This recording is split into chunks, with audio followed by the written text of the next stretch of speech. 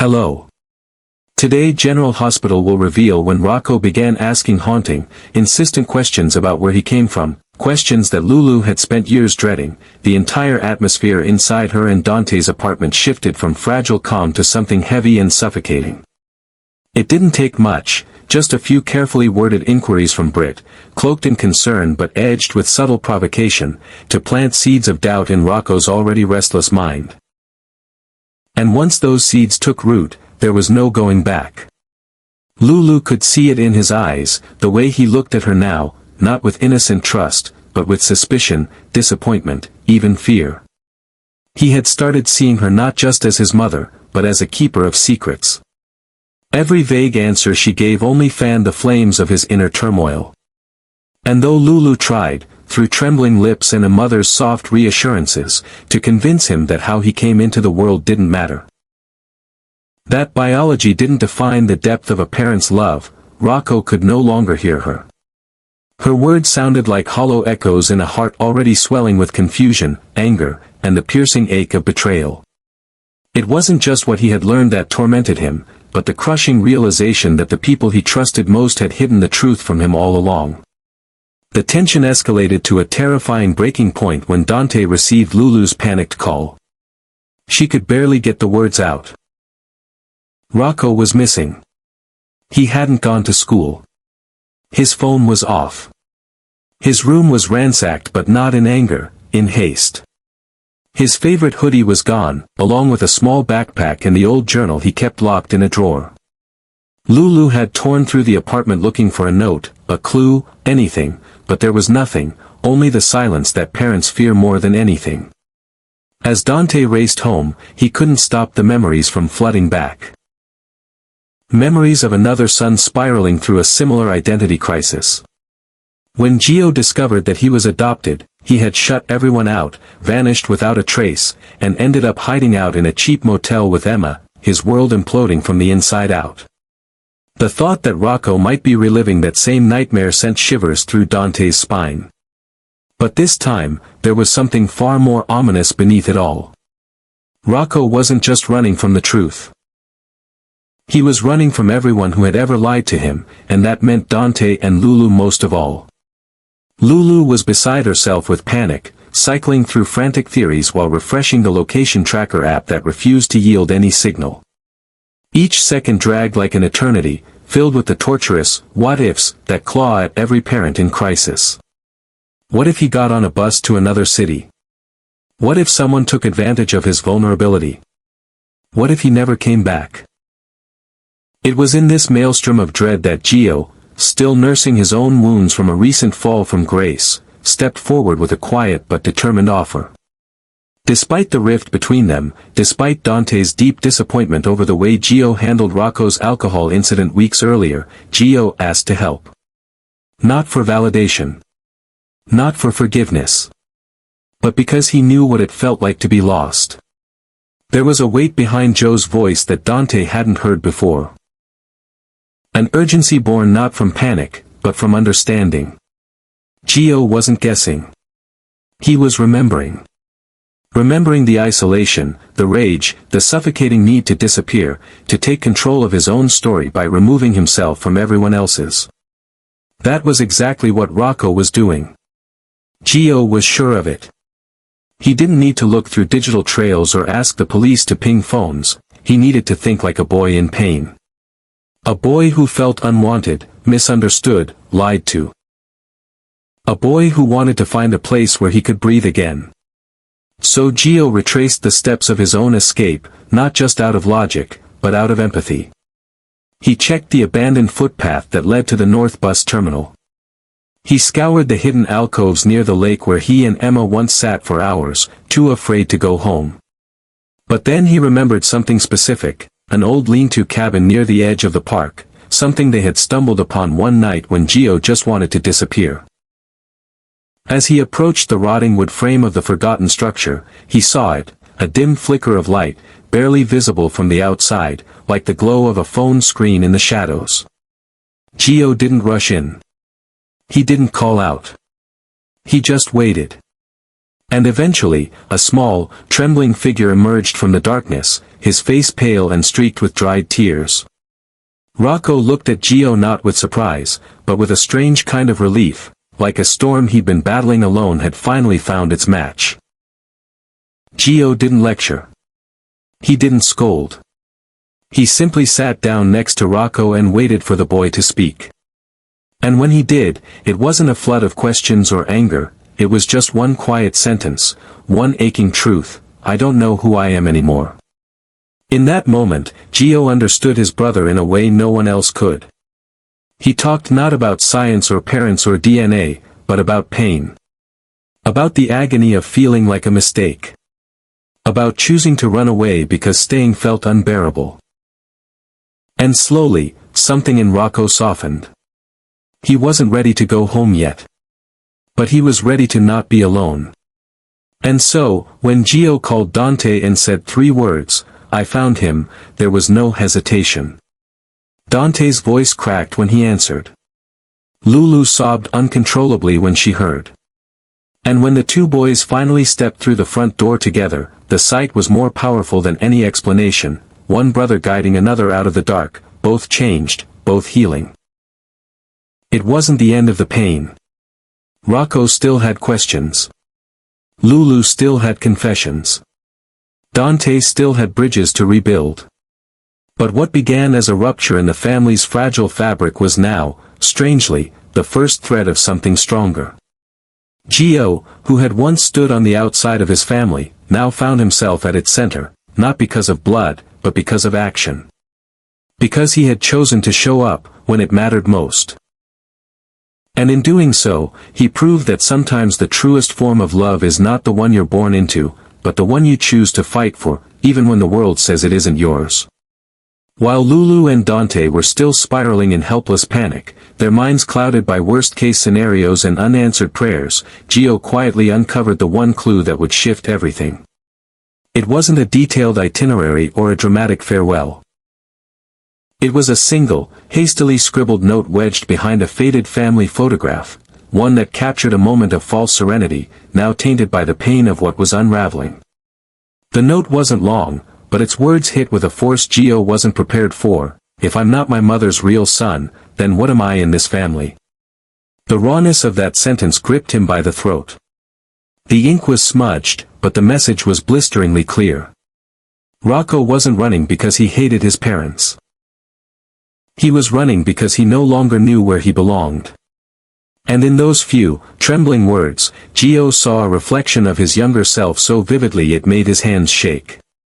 He remembered all too well the night he found out he was adopted, the quiet implosion of identity, the boiling fury at everyone who had withheld the truth, the way he had looked at Dante not as a father but as a stranger who had betrayed him with silence.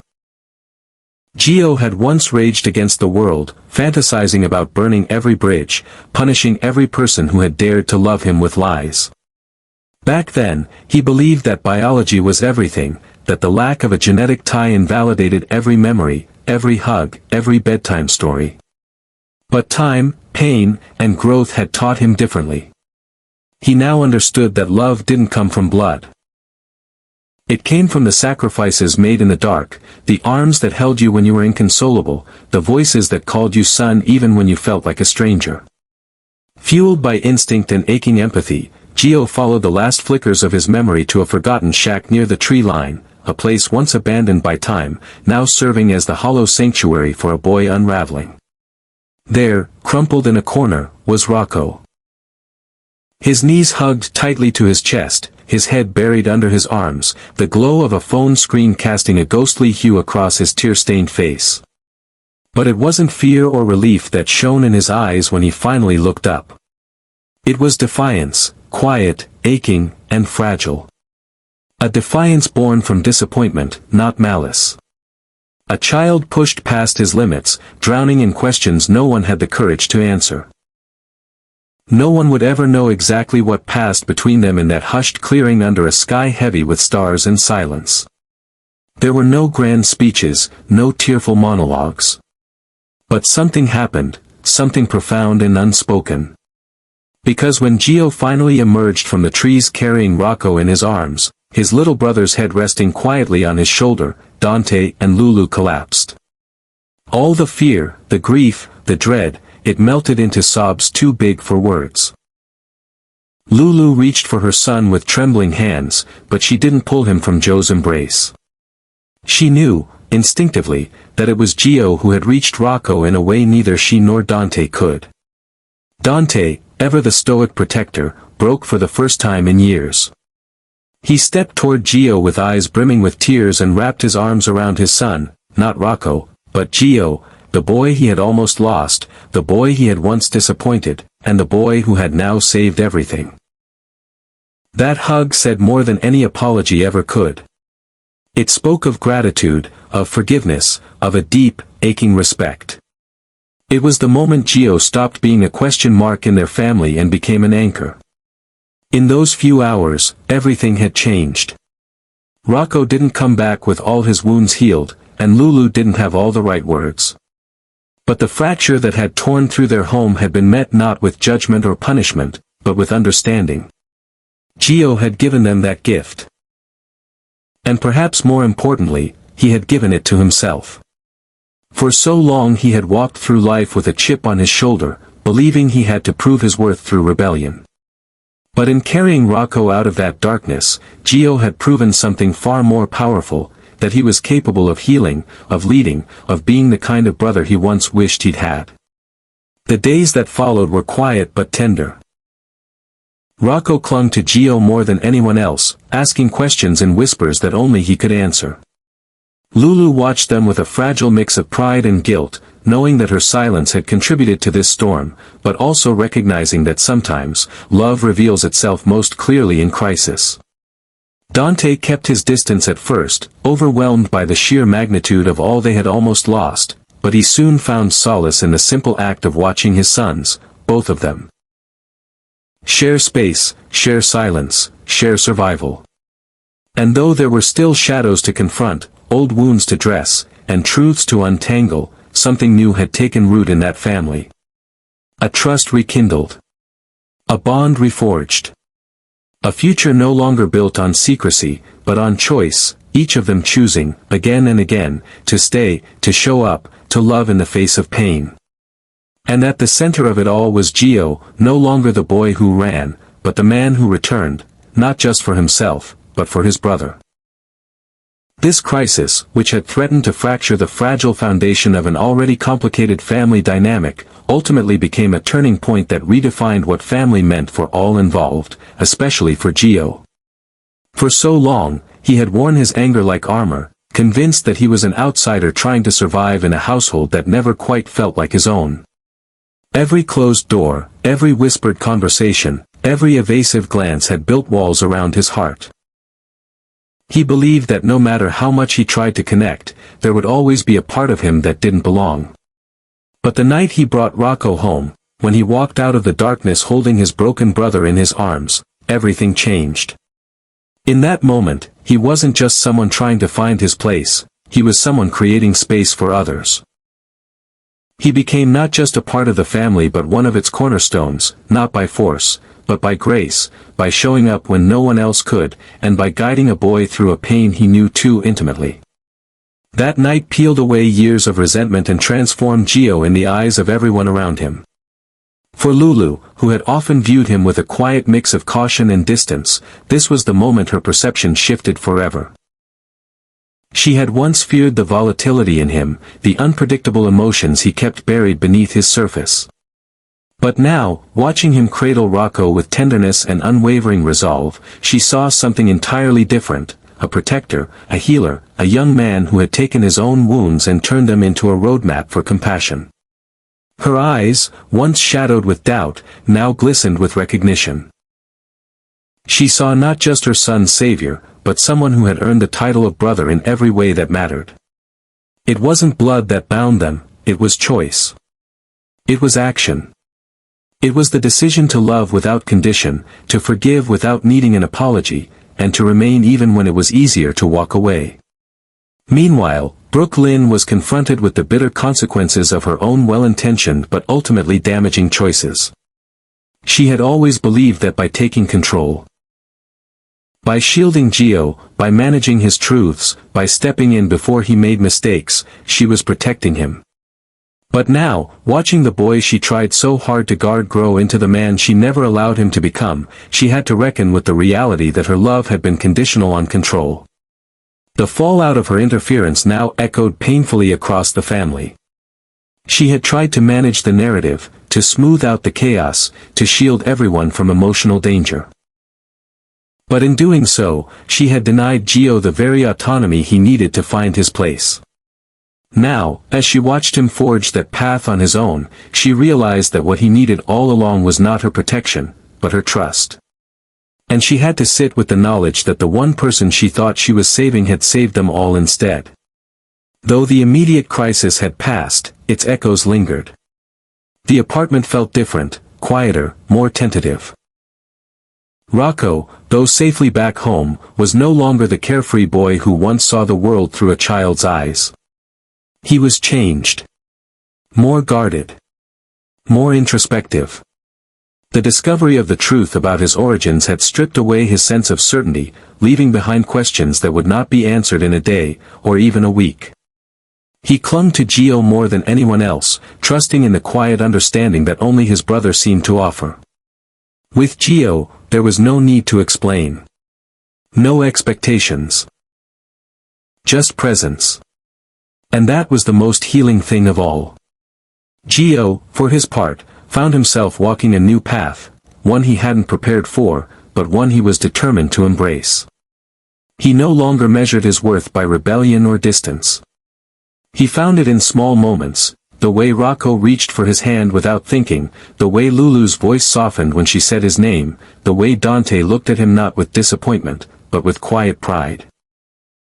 He began to understand that being part of a family wasn't about having all the answers or never making mistakes, it was about showing up. Over and over, even when it hurt, even when you were afraid. It was about staying. Dante, too, underwent a quiet transformation. As a father and a man used to control, the events of the past few days had shattered many of his assumptions. He had tried so hard to be the pillar, to fix, to manage, to lead. But what he learned through Joe's actions and Rocco's pain was that strength wasn't about holding everything together. Sometimes, true strength meant letting go. Letting your children feel. Letting them fall. Letting them heal in ways you couldn't orchestrate. Watching Gio step in and succeed where he had failed was humbling. But it also opened his heart in ways he hadn't expected. He began to see Gio not as a disappointment or a mystery, but as a mirror. Someone who reflected back his own fears, but also his hopes. And in that reflection, Dante found forgiveness, for Gio, and for himself. Their family, once fragmented by secrets and silence, began to slowly stitch itself back together. It was not a flawless mending. There were still scars, still moments of hesitation. But in the wake of crisis, there was also clarity. They began spending time together with new intention. Dinners weren't just routines, they were grounding rituals. Conversations became more open, less guarded. And laughter, once rare and cautious, returned in fits and waves, messy and sincere. Rocco, with Gio at his side, began to open up in small ways, a question here, a confession there. Lulu listened more than she spoke, letting her son take the lead in his healing. Brooklyn took a step back, learning to offer support without control. And Dante, for perhaps the first time in years, stopped trying to be the unshakable father and allowed himself to be human, to cry, to hug without restraint, to sit in silence and just be present. And through it all, Gio remained steady. He didn't seek praise or recognition. He didn't dwell on his past mistakes. Instead, he leaned into the quiet power of being there. Of loving fiercely but gently. Of guiding without forcing. He became, in the most unexpected and beautiful way, the heart of the family. The one who had once felt like a misplaced piece had become the thread that held them together. This wasn't just a moment of survival, it was the beginning of transformation. A chance for everyone to rebuild not only what was broken, but what had never truly existed before, a family rooted in truth, choice, and unwavering love. And Gio, who had once questioned whether he had a place in this world, now knew with absolute certainty that he did. Not because someone told him so, but because he had earned it, one act of courage, one gesture of compassion, and one moment of quiet bravery at a time. In the aftermath of Rocco's disappearance and return, the household was forever changed. What had once been a home defined by unspoken tension and emotional distance now carried a quiet reverence for the truth. Rocco's crisis forced every member of the family to confront the lies they had buried and the pain they had tried to suppress. His question, "If I'm not my mother's real son, then what am I?" echoed through the walls, demanding answers that could no longer be delayed. But in facing the truth, they discovered something deeper, that love isn't diminished by difficult origins, and that healing begins the moment we choose to see one another fully. For Gio, the transformation was profound. He stepped into a role he never imagined for himself, not out of obligation, but out of empathy. The angry, isolated young man who had once struggled to find his place had become the steady presence his brother needed most. In carrying Rocco out of the woods, Gio symbolically carried the weight of his own past, reclaiming not only his worth but his identity as a vital member of the family. He didn't need permission anymore, he had proved, through action and compassion, that he belonged. And in doing so, he redefined what it meant to be a brother, a son, and a survivor. Lulu, too, found clarity in the wake of the storm. Her guilt for hiding the truth and her fear of losing her son were met with an undeniable realization: she couldn't protect Rocco from pain, but she could walk beside him through it. Her renewed relationship with Gio softened her heart, reminding her that family is not a matter of biology, but of presence and grace.